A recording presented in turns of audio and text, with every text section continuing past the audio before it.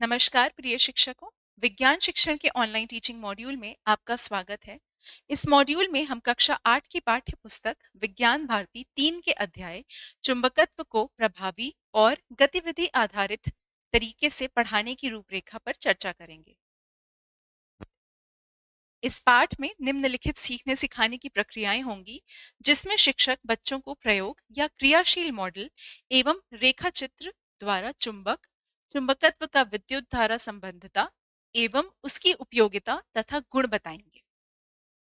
इस पाठ के शिक्षण के पश्चात बच्चे चुंबक के प्रकार, उसके गुण, रख रखाव, उपयोग, चुंबकीय पदार्थ, बल, चुंबकीय बल रेखाएं एवं चुंबकत्व का अर्थ व उपयोग बता लेंगे। कक्षा में सामान्य शिक्षण सामग्री के साथ साथ शिक्षक चुंबकत्व अध्याय की गतिविधियों के प्रदर्शन हेतु आवश्यक उपकरणों का उपयोग कर सकते हैं, जिससे विद्यार्थी चुंबकीय प्रभाव प्रत्यक्ष रूप से देखकर समझ सकें। चुंबकत्व अध्याय की शुरुआत एक छोटे अनुभव से कराई जा सकती है। शिक्षक मेज पर पिन, कील, लकड़ी, प्लास्टिक और तांबे जैसी कुछ वस्तुएं रखकर विद्यार्थियों से अनुमान लगाने को कह सकते हैं कि इनमें से कौन सी वस्तुएं एक विशेष पत्थर से आकर्षित हो सकती हैं। इसके बाद चुंबक को धीरे धीरे इन वस्तुओं के पास ले जाकर बच्चों को स्वयं देखने के लिए कहा जा सकता है कि केवल कुछ धातुएं ही उसकी ओर खिंचती हैं। इस अनुभव से जोड़ते हुए ये बताया जा सकता है कि प्राचीन यूनान में एक काला पत्थर पाया गया था, जो एशिया माइनर के मैग्नीशिया नगर में मिला था और इसी कारण उसे मैग्नेटाइट कहा गया। इसमें लोहे को आकर्षित करने का गुण पाया गया और इसके संपर्क में आया लोहा भी आगे अन्य लोहे को आकर्षित करने लगा। जब इसके लंबे टुकड़े को धागे से बांधकर स्वतंत्र रूप से लटकाया गया, तो वह उत्तर दक्षिण दिशा में स्थिर हो गया। इसलिए यात्रियों ने दिशा ज्ञात करने के लिए इसका उपयोग किया और इसे लेड स्टोन भी कहा गया। इसी आधार पर विद्यार्थियों के सामने स्पष्ट किया जा सकता है कि जो पदार्थ लोहे को अपनी ओर खींचते हैं उन्हें चुंबक कहा जाता है और जो पदार्थ चुंबक की ओर आकर्षित होते हैं वे चुंबकीय पदार्थ कहलाते हैं। अब आगे चुंबकों के प्रकार और उनके गुणों को व्यवस्थित रूप से समझाया जा सकता है। अब विद्यार्थियों को ये बताया जा सकता है कि सभी चुंबक एक जैसे नहीं होते, बल्कि उन्हें उनके स्रोत और गुणों के आधार पर अलग-अलग प्रकार में बांटा गया है। सबसे पहले प्राकृतिक चुंबक की बात की जा सकती है, जो प्रकृति में स्वतंत्र रूप से पाए जाते हैं, जैसे मैग्नेटाइट पत्थर। इनकी आकृति हम अपनी इच्छा के अनुसार बदल नहीं सकते। इसके बाद कृत्रिम चुंबकों की ओर ध्यान ले जाया जा सकता है। मानव द्वारा बनाए गए चुंबकों को कृत्रिम चुंबक कहा जाता है। इन्हें आवश्यकता के अनुसार अलग-अलग आकारों में बनाया जा सकता है और इनकी शक्तियां भी नियंत्रित की जा सकती हैं। कृत्रिम चुंबक आगे दो प्रकार के होते हैं, स्थायी और अस्थायी चुंबक। स्थायी चुंबकों में चुंबकत्व का गुण लंबे समय तक बना रहता है। ये सामान्यतः लोहे, निकल और कोबाल्ट जैसे धातुओं से बनाए जाते हैं और इनका चुंबकत्व जल्दी समाप्त नहीं होता, इसलिए इन्हें लंबे समय तक उपयोग में लाया जा सकता है। इसके विपरीत अस्थायी चुंबकों में चुंबकत्व स्थायी नहीं होता। ये प्रायः मुलायम लोहे से बनाए जाते हैं। जब मुलायम लोहे के चारों ओर लिपटी तार की कुंडली में विद्युत धारा प्रवाहित की जाती है, तब उसमें चुंबकत्व उत्पन्न होता है और धारा बंद होते ही ये समाप्त हो जाता है। ऐसे चुंबकों को विद्युत चुंबक कहा जाता है। अब आगे हम कृत्रिम चुंबकों के विभिन्न आकारों और रूपों को देखेंगे। अब विद्यार्थियों का ध्यान कृत्रिम चुंबकों के विभिन्न आकारों की ओर ले जाया जा सकता है। ये बताया जा सकता है कि कृत्रिम चुंबकों के नाम उनकी आकृति के आधार पर रखे जाते हैं, जिन्हें चित्र में दर्शाया। सबसे पहले दंड चुंबक का उदाहरण लिया जा सकता है, जो यहाँ पे दर्शाया गया है। ये आयताकार या बेलन रूप में पाया जाता है और प्रयोगों में सामान्यतः इसी प्रकार के चुंबक का उपयोग किया जाता है। इसके बाद नाल चुंबक पर चर्चा की जा सकती है, जो यहाँ दिखाया गया है। ये अंग्रेजी के यू अक्षर के आकार का होता है। इसकी आकृति के कारण इसके दोनों ध्रुव पास पास होते हैं, जिससे आकर्षण प्रभाव अधिक स्पष्ट रूप से देखा जा सकता है। फिर चुंबकीय सुई की ओर ध्यान दिलाया जा सकता है, जो यहाँ पे दर्शाई गई है। सुई के आकार की होने के कारण इसे चुंबकीय सुई कहा जाता है। ये अपने मध्य बिंदु या गुरुत्व केंद्र पर एक नुकीली कील पर टिकी रहती है और क्षैतिज तल में स्वतंत्र रूप से घूम सकती है। इसका एक सिरा उत्तर दिशा की ओर स्थिर होकर उत्तरी ध्रुव कहलाता है और दूसरा सिरा दक्षिण दिशा की ओर स्थिर होकर दक्षिणी ध्रुव कहलाता है। इसी सिद्धांत पर आधारित चुंबकीय कंपास का परिचय कराया जा सकता है। ये एक छोटी चुंबकीय सुई होती है जो एक डिबिया के भीतर बंद रहती है और ऊपर कांच की प्लेट लगी होती है।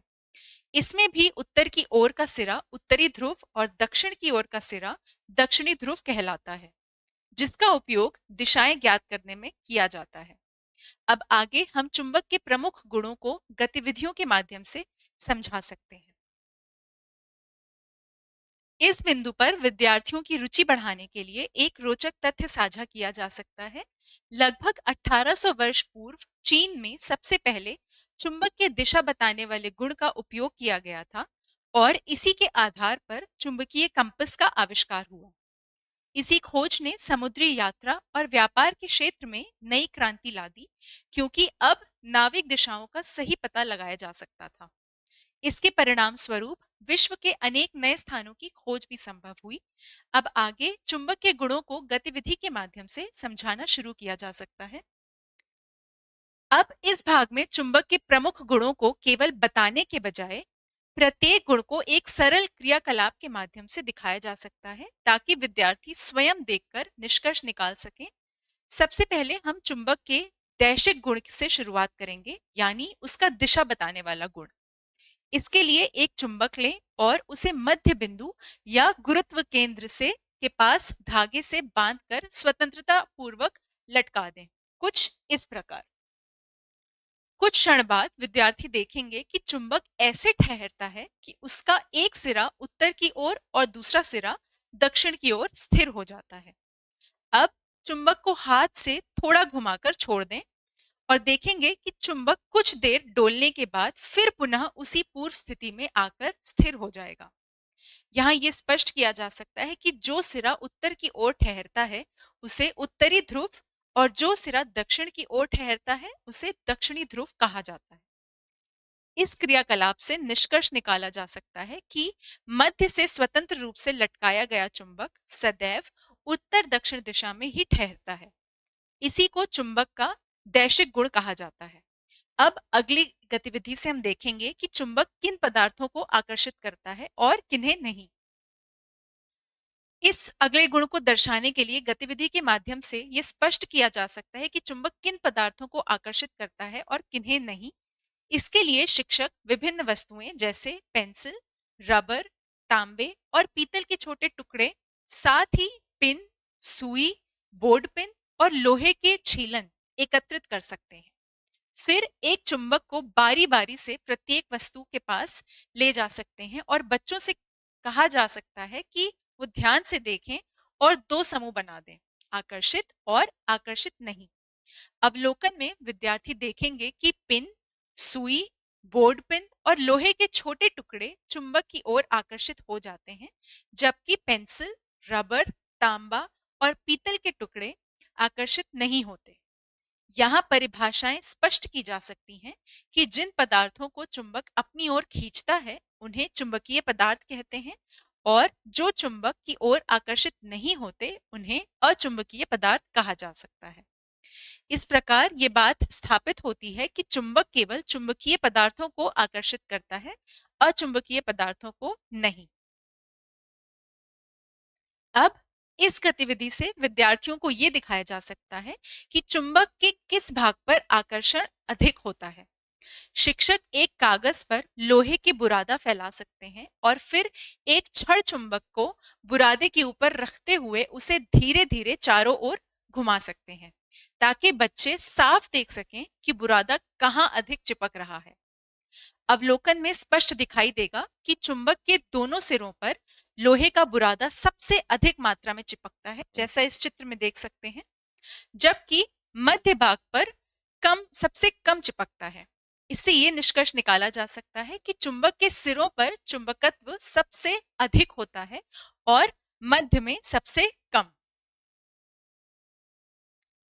अगली गतिविधि के द्वारा विद्यार्थियों को ध्रुवों के बीच आकर्षण और प्रतिकर्षण का नियम स्पष्ट रूप से दिखाया जा सकता है।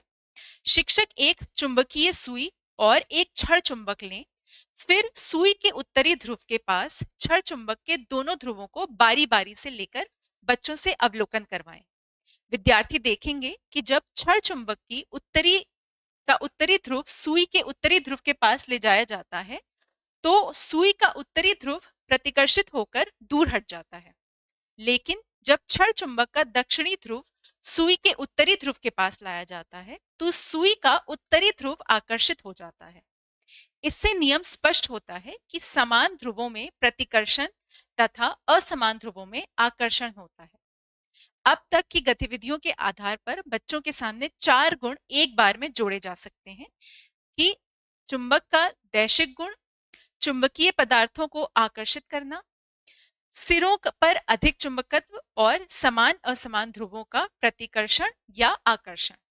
अब अगला प्रश्न उठाया जा सकता है कि क्या चुंबक के ध्रुवों को अलग-अलग करके स्वतंत्र ध्रुव प्राप्त किए जा सकते हैं? इसी को अगली गतिविधि में जांचेंगे। इस गतिविधि में एक छड़ चुंबक और चुंबकीय कंपास के उपयोग से सबसे पहले चुंबक को स्वतंत्रता पूर्वक लटकाकर उसके उत्तरी और दक्षिणी ध्रुव को पहचान लिया जाएगा। फिर चुंबक को बीच से तोड़कर बने हुए टुकड़ों का कंपास सुई से परीक्षण किया जाएगा। अवलोकन में स्पष्ट होगा कि टूटे हुए टुकड़े भी चुंबक की भांति व्यवहार करते हैं, यानी हर टुकड़े का एक सिरा उत्तरी ध्रुव और दूसरा सिरा दक्षिणी ध्रुव बन जाता है। यदि टुकड़ों को और छोटे-छोटे भागों में भी बांटा जाए, तब भी प्रत्येक भाग में दोनों ध्रुवों यानी उत्तरी और दक्षिणी मौजूद रहते हैं। इससे निष्कर्ष निकाला जा सकता है कि चुंबक में सदैव 2 ध्रुव होते हैं और इन्हें एक दूसरे से अलग नहीं किया जा सकता। अब विद्यार्थियों को यह समझाया जा सकता है कि चुंबक का चुंबकत्व समय के साथ कम हो सकता है, इसलिए उसका सही रखरखाव आवश्यक है। इसके लिए कुछ सावधानियां स्पष्ट की जा सकती हैं। 2 चुंबकों को आपस में नहीं रगड़ना चाहिए और विपरीत दिशा में घर्षण बिल्कुल नहीं करना चाहिए।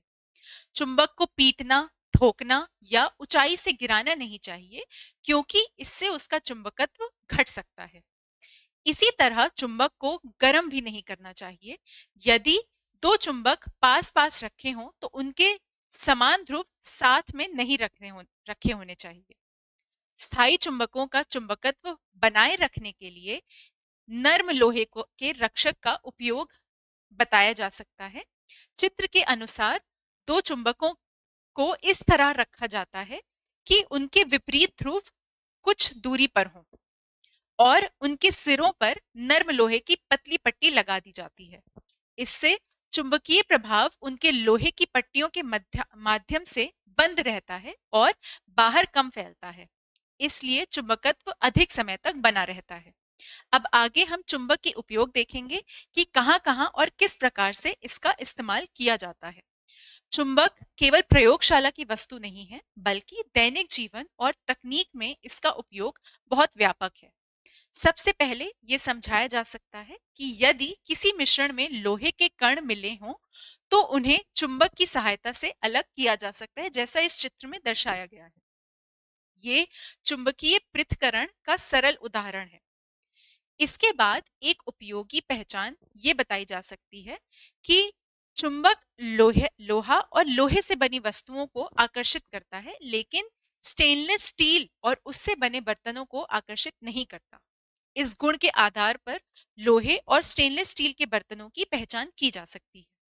फिर तकनीकी उपयोगों की ओर बढ़ते हुए ये बताया जा सकता है कि मोटरसाइकिल, स्कूटर और मोटर कार में प्रयुक्त होने वाले डायनमो का निर्माण भी चुंबकत्व के उपयोग से होता है। और चुंबक का एक और बहुत महत्वपूर्ण उपयोग कंपास सुई बनाने में होता है, जिसकी सहायता से दिशाओं को ज्ञात किया जाता है। अब विद्यार्थियों को ये समझाने के लिए कि चुंबक अपने आसपास कैसे असर करता है, कंपास सुई का उपयोग कराया जा सकता है। जब एक कंपास सुई को छड़ चुंबक के आसपास लाया जाता है, तो सुई विक्षेपित होकर निश्चित दिशा में रुक जाती है।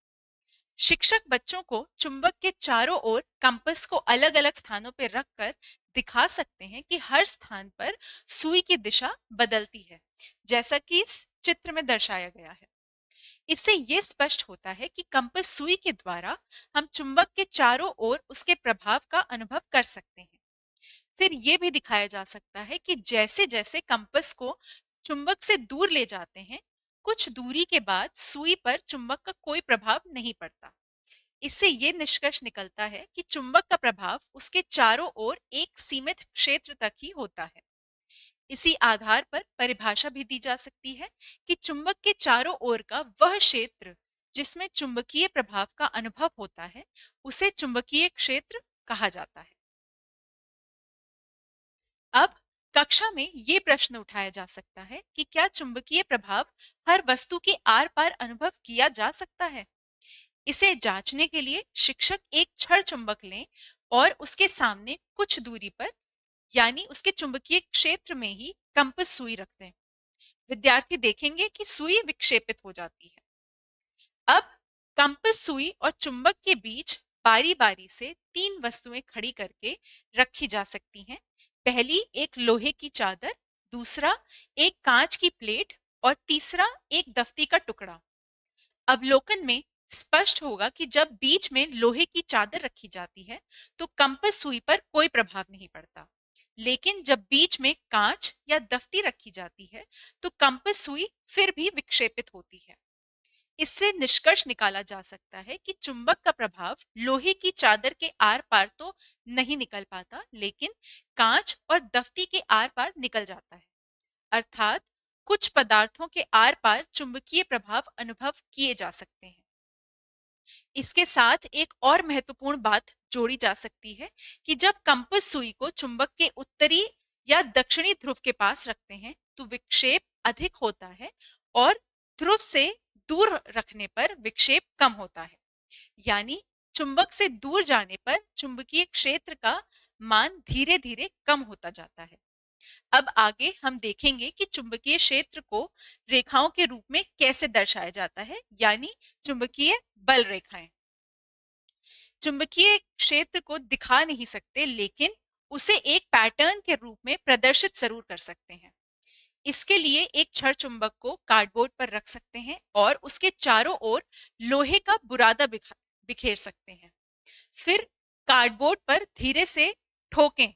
विद्यार्थी देखेंगे कि चित्र की तरह बुरादा अपने आप नियमित वक्राकार आकृति में व्यवस्थित हो जाता है, जैसा यहाँ दर्शाया गया है। यहाँ ये बात स्पष्ट की जा सकती है कि किसी चुंबकीय बल रेखा के किसी बिंदु पर खींची गई स्पर्श रेखा उसी बिंदु पर चुंबकीय क्षेत्र की दिशा बताती है। इसलिए परिभाषा के रूप में ये कहा जा सकता है कि चुंबकीय बल रेखाएं चुंबकीय क्षेत्र में वे काल्पनिक वक्र हैं जिनके किसी बिंदु पर खींची गई स्पर्श रेखा उस बिंदु पर चुंबकीय क्षेत्र की दिशा को निरूपित करती है। इसके बाद ये भी बताया जा सकता है कि ऐसी बल रेखाएं चुंबकीय सुई की सहायता से भी खींची जा सकती हैं, जैसा कि चित्र में दिखाया गया है। अब आगे हम देखेंगे कि विद्युत धारा का चुंबकत्व से क्या संबंध है। चुंबकत्व केवल चुंबकों तक सीमित नहीं है, विद्युत धारा भी चुंबकीय प्रभाव उत्पन्न कर सकती है। 1820 में डेनमार्क के वैज्ञानिक हैंस क्रिश्चियन ऑस्टेड ने प्रयोगों से दिखाया कि विद्युत धारा और चुंबकत्व का घनिष्ठ संबंध है। क्रियाकलाप के लिए एक चालक तार, कुंजी और शुल्क सेल लेकर मेज पर रखा जा सकता है। पहले तार में धारा प्रवाहित किए बिना चुंबकीय सुई को तार के पास ले जाया जा सकता है और देखा जा सकता है कि सुई सामान्यतः उत्तर दक्षिण दिशा में ठहर जाती है। अब चित्रानुसार परिपथ जोड़कर तार में विद्युत धारा प्रवाहित की जा सकती है और सुई का विक्षेप देखा जा सकता है।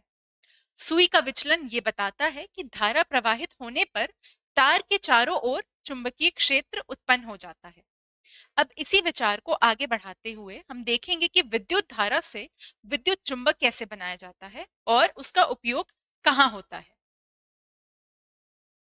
विद्युत धारा से हम अस्थाई चुंबक बना सकते हैं, जिससे विद्युत चुंबक कहते हैं।